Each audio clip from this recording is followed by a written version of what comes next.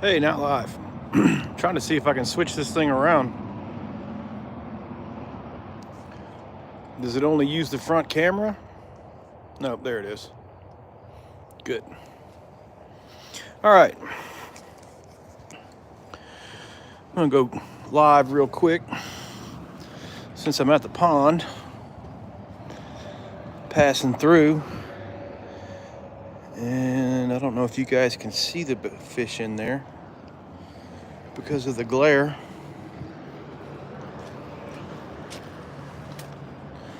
Here they come. Hey, thanks for joining, man. All right, so we're reaching the end of the growing season here in Georgia. Once the water temperatures cool off, these fish will stop taking this feed. But we'll feed them right up until they want to quit. See if we can see some right here. See better right here.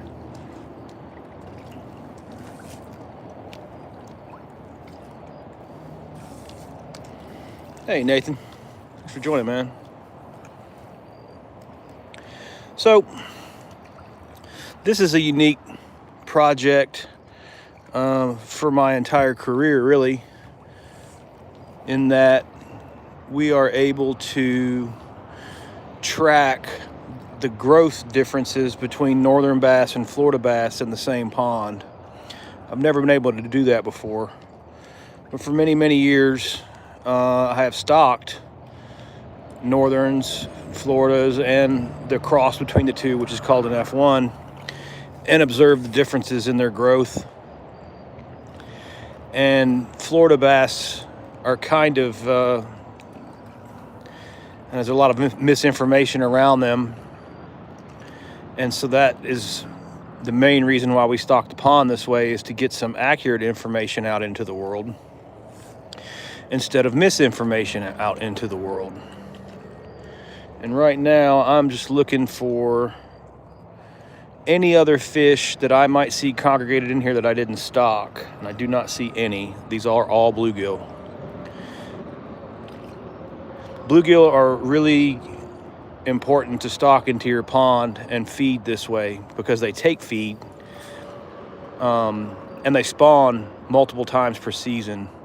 They can replace themselves really quickly, and that's very important because bass eat a lot of food and need a lot of food to grow. So the bluegill can be consumed, and then another bluegill comes up behind it because of the high reproductive rates. Ooh, there was a bass come blowing in here. Did you see that?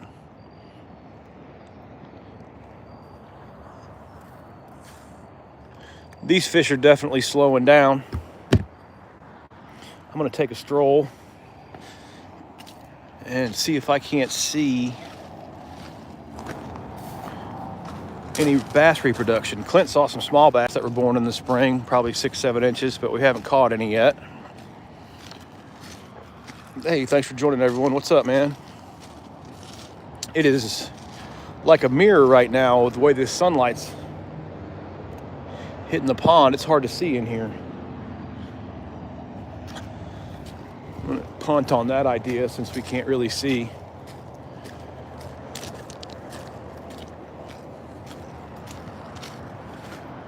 Probably do some fishing right before dark, see if I can't catch one.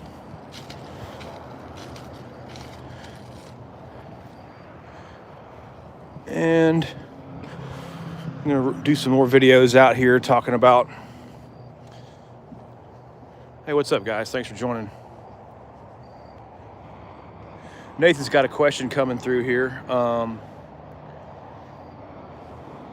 Do we lose any bluegill through the winter? No, man. I mean, we'll lose. The bass will feed on them some, but we don't lose them. The ponds, we don't have harsh winters here, so the pond doesn't freeze up, and they'll be ready to roll come next spring. They'll start spawning again. They spawn a little bit later when the water temperatures are in the 70s. You don't get an early spawn at a bluegill. There's a nice bass right there. You see him?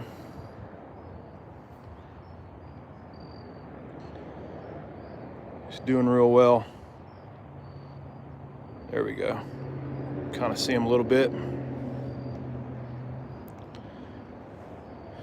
So the biggest bass we've had so far is 4 pounds, 4.1 in 2 seasons. That's doing very well. See that fish going right there. But pretty normal for a new pond. What we're capturing here is called new lake effect. And that means when the pond is first built or when the lake is first built, the balance is perfect between predators and prey, between bass and bluegill, or in a lake if you've got a much more diverse forage base or diverse fish species list. You can still see the balance when it's balanced properly, when it's not, based on the bass growth rates. Once a lake gets too crowded with predators, the bass growth slows way down. It can stop. In ponds, if you let your bass go about 5 years without harvesting any and practice strict catch and release, kind of listen to what you hear, the general information you hear on TV, you'll stunt your pond out with bass. You have to harvest some bass usually. I've been doing this a long time, and I've never been in a situation where we didn't have to harvest a few bass from a couple of years. Usually around years 5, 6, 7, you better be harvesting. You better know how to measure fish health, and you better know which fish are getting crowded. We'll do it here. We do it everywhere. It's how you properly manage a pond. It's a big part of why I started this page, because all the misinformation being spread by so-called pros. Not saying they're not pro fishermen, but they're not professional lake managers, and they shouldn't give lake management advice. It's kind of how we got into this situation. Most of our fisheries are kind of messed up because they're bad advice. So I hope actual proof, actually watching a lake get stocked or watching a pond get stocked and watching how we manage it, helps people understand how this works, so we can break that cycle of misinformation. It's important to me that our fish are healthy, and I wish I could say that, catch and release was the key to doing it, but it's not. It's not at all. It doesn't work like that. Not in the real world. So when you hear guys, preaching strict catch and release all the time, they don't have much experience doing this. Usually zero experience doing this. But I don't know. It is what it is. Oh, we got some questions coming through. Do bluegill in the pond get too big for bass to eat? Yeah, that's a good question, dude. So what we got is, it's like a seesaw, right? And there's almost a seesaw right here in this sawhorse, but I'll just use my hand. When your bass population is low, the way we stocked it with 40 bass per acre, right? So the bluegill population gets heavy, there's more weight on the forage side than there is on the predator side. And it goes back to what we were talking about. I've used bass in this example a lot, but any species of fish, it works this way. When you increase the numbers of the bluegill in the pond, you decrease the average size of the bluegill, right? So what happens if, let's say we stock this pond, we have all those bluegill, there's so many, right? But they're not much bigger than hand size. Because there's so many, it kind of limits their growth, and it keeps them that perfect forage size, about hand size. They don't get too big. They'll never get too big as long as you keep the pond balance correct. Because there's so many bluegill, there's just simply not enough food for them to grow to trophy sizes. On the flip side of that coin, on the other side of the seesaw, the bass are up here and lighter, so there's fewer of them per acre. Therefore, there's more weight per individual fish. Each bass gets larger.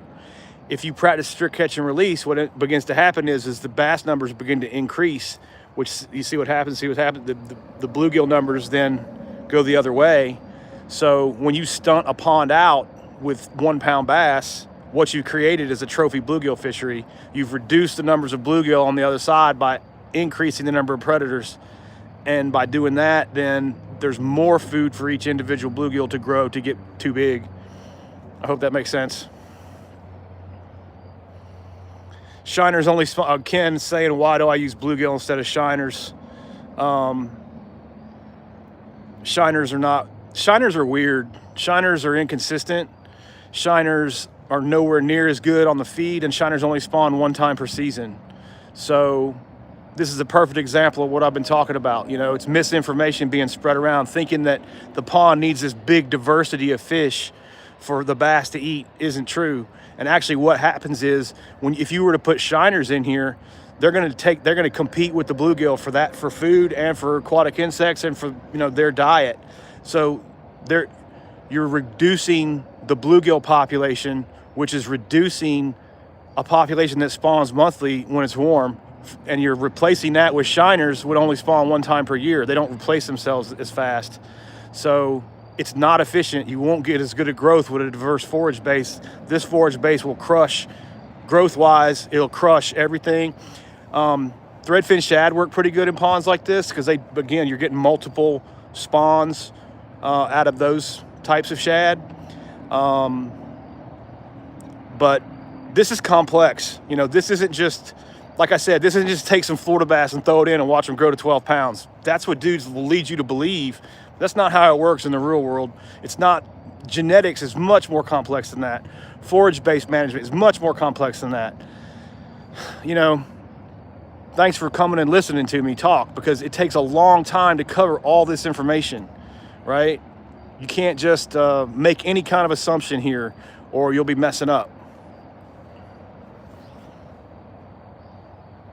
Yeah, Kevin, they just breed once a year and they're not good. My multiple spawns are, it's called recruitment, and it's just like, like I went to Georgia, right? We recruit strong there too. We get good football players every year, right? Same thing in the pond. As the bass eat the bluegill down, there's another spawn coming along, and when that empty space is created, there's another fish being recruited into that empty space, just like college football. So crawfish, I don't add forage. I don't spend money on that. That's a kind of a profit-making tool for the fish hatchery. If you go get a 50-pound bag of crawfish and dump it in here, you've just stocked enough forage. I mean, it takes 10 pounds of forage for one bass to grow 1 pound. So 50 pounds of crawfish is very expensive, and it's enough to grow 5 bass a pound, but it'll be spread across so many bass that you won't notice really any kind of gain for your money. And that's another reason why, ooh, there's a nice bass right here. I'm gonna flip the camera around. See him? Ooh, there's one there.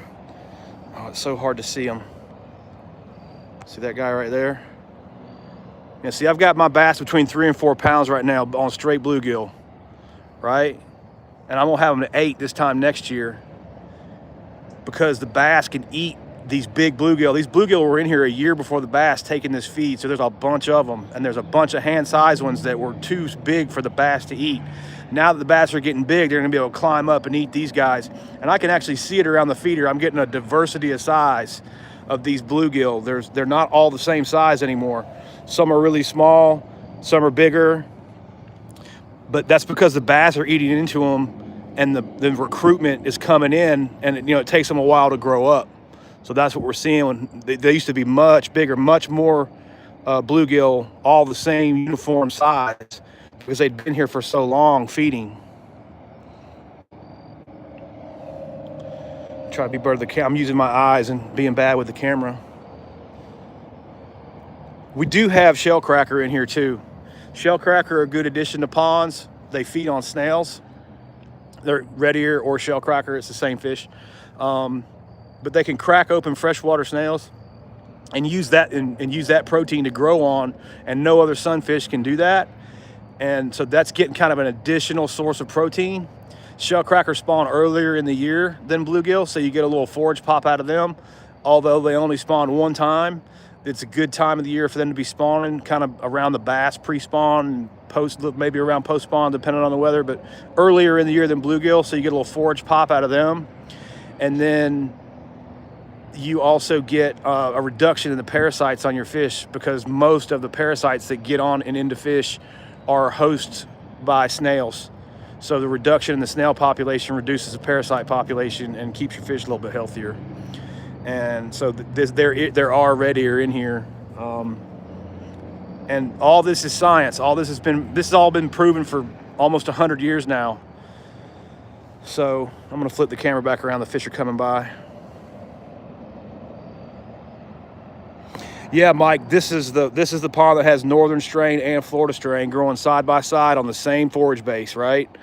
So we've had some northerns up over 4, and we've only had a few Floridas over 3, and some of them are still down 2.5, because this pond is not in Florida, and that's some of the misinformation that I wanted to tackle. In that, again, it's not as simple as just take some Florida bass and throw them around somewhere. It's much, much more complex. And I've been watching this for 30 years, right? And I've been watching guys go off and grab pure Florida fish and throw them in their pond, and then they don't grow as good as some other ponds that I've stocked with, different strains, like F1 strain. F1 bass grow the fastest. They grow faster than both these. And I've had F1s at this amount of time at 5.5 pounds, whereas the best northern I've had is 4.1 pounds. So that'll give you an idea of how fast an F1 can crush it. The other part of this is we're going to get reproduction coming in. When you stock F1s, you only get that generation of fish with a really good growth, right? The offspring of those fish revert back to kind of like northern bass type genetics, where it's not nearly as good. So doing it this way, we're able to get F1s born into the pond every year, theoretically. I mean, you're going to have some pure Floridas born, you're going to have some pure northerns, depending on how they breed, but we will get F1s being born over a longer period of time, and I've never been able to do that before. I've never had this kind of genetic control, so it's a great pond for doing that kind of new, I'm gonna call it research, but this is not a research project. This is just our little deal we got going. But I've never done this. I've never seen anybody do this. So I'm looking forward to the next, really this third year is when it's gonna start coming on. That's when we're gonna really get some good fish growth. And there's one feeding on the end of that stump over there. What about F2 Florida strain? There's the F2 generation is just normal growth. It's called hybrid vigor, and they're not hybrids anymore. So it'll fall back to the growth that we're getting. And that's another part too. If we don't manage the bass population properly, if we catch and release strictly and let them grow, bass stop growing. I'll say it again, bass will stop growing in crowded conditions. Most of these lakes around here, bass don't grow at all. I don't care what their genetics are. Right? There's not enough forage, there's not enough protein going in their gut to get them to grow. So that's, I can't get anybody to listen to me when I talk that way. They think that like every single lake, every single pond grows fish the same way. Like you just put fish in there and they grow. No, that is not how that works at all. We're gonna make sure our bass population stays low and our bass grow at maximum rates, because that's what the man's hired us to do. He wants big bass in the pond. We got a guy coming in and go fishing with me. I'm gonna go back and check for any questions, and then I'm gonna go fishing, boys.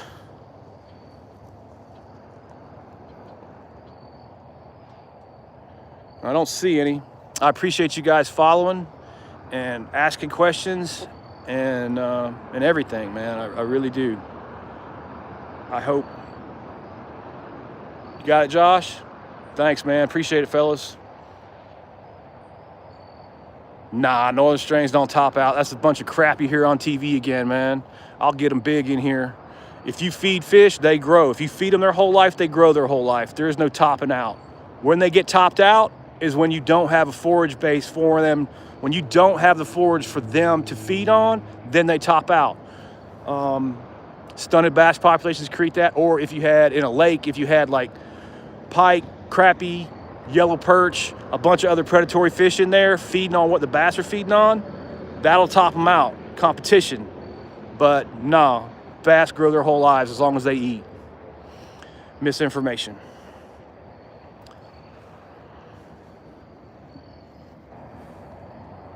I'm gonna hang back. Usually when I say stuff like that, there's one more question.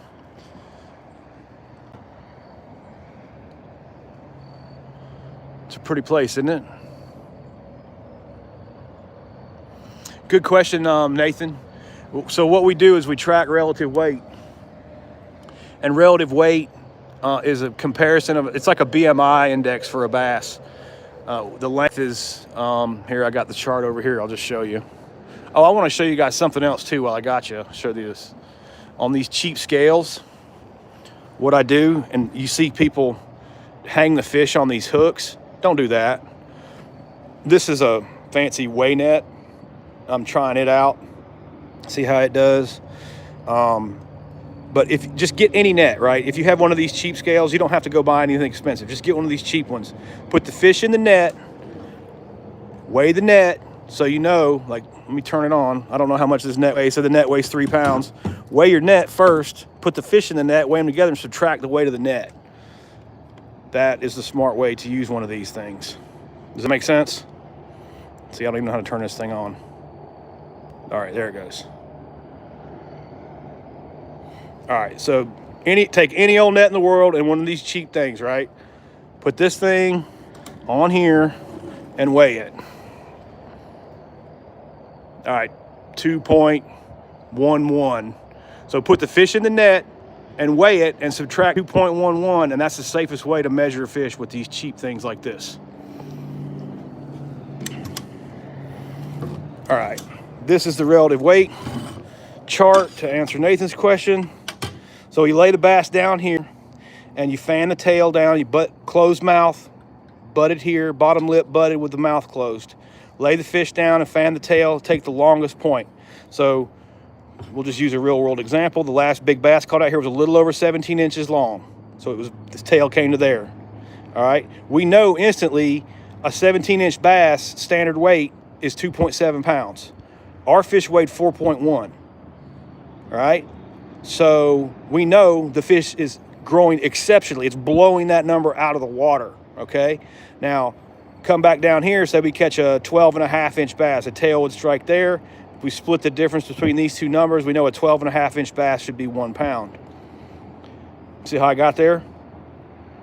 All right. So what we got to do then is we'll track all the 12.5-inch bass that we catch next season. When the reproduction starts coming in, we'll write that down. When they start slipping below 1 pound, those are the ones you keep, the ones that are underweight, because they don't have enough. I know there's only one reason why they're underweight, is they're not eating enough. If they're not eating enough, and how you know that is a 12.5-inch bass, his mouth is only this big, right? So he's not getting enough things down it because his weight is off. We know that. We know those two things. So how do we know then when they start getting underweight? We then know he's not eating enough, and there's bass numbers are too high. So those are the fish that we would harvest. And normally that's how you'll see it. You'll see that's why these numbers are in red. These fish stunt first. 1 pound bass are easy to grow, and generally 1 pound bass are our enemy in pond management. Anything from there to there usually is where my slot limit is. I'm harvesting these fish. I'm putting these fish back. Make sense? Yeah, Nathan, it's real simple, dude.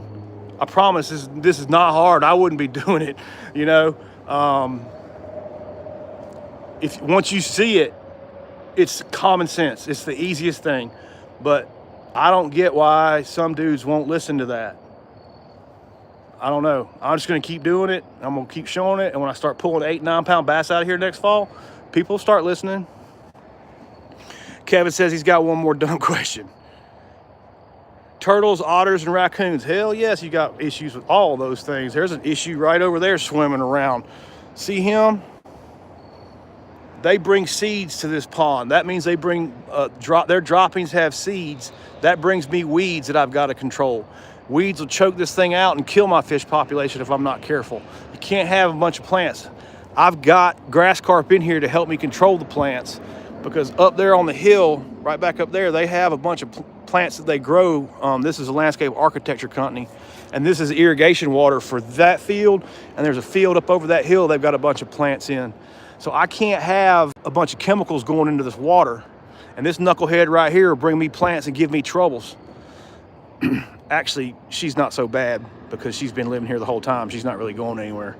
But ducks, geese, wild birds can bring you all kinds of problems. Otters is a nightmare. All right, it's on site with them. You know what I'm saying? They'll eat every fish in this pond. And the problem with them is too, otters, if they get in here, they'll get in here around these feeder fish. They're easy to catch. They're stacked in here like cordwood. The otters will drag them up on the bank, eat half of them, puke that half up, come back out and catch another fish and just kill them to kill them. You have all kind of troubles with otters. Turtles, not so much. Turtles are kind of your garbage compactor for the lake and just eat the dead and dying fish. And we don't really, the only time I've had to relocate turtles and have problems with turtles is when they get on my feed real bad and are eating up all my feed because there's 200 turtles over there. We'll trap them out and, you know, carry them off, put them in a creek. What's up, big man? Catch anything yet? Oh, nice. Maybe they'll hit something. Right on. Anyway, let me double check the questions one more time.